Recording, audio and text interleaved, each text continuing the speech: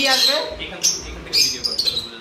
এখান থেকে আসবে লুটিন অফলাইন স্পিড ব্লু আর ডেকিন অফলাইন স্পিড ব্লু।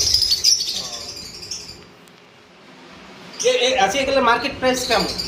আর ডেকিন অফলাইন স্পিড ব্লু আপনার মোটামুটি 25 আছে, আর এই আর লুটিন অফলাইন স্পিড ব্লু আপনার 30 থেকে 40 এর মাঝামাঝি। মানে এদের যে জেনারেশনটা আসবে তাদের মার্কেট প্রাইস যেটা বললাম হচ্ছে ডেকিন অফলাইন স্পিড ব্লু যেটা আসবে সেটা হচ্ছে আপনার এভারেজে 20 থেকে 25 থাকবে, আর লুটিন অফলাইন স্পিড ব্লু যেটা হচ্ছে 30 থেকে 40 এর মাঝামাঝি।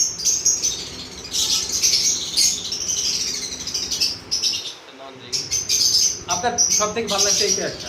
হ্যাঁ, আসলে এটা আমার ফেভারিট একটা পেয়ার। একবারও ব্রিডিং করে নাই না?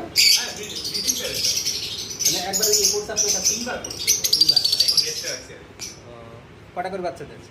এভারেজে 3-4টা করে থাকে, কিন্তু সরি আমার এখানে ওয়েদার খারাপ থাকে, এর কারণে আজকে বাচ্চা মারা গেছিল।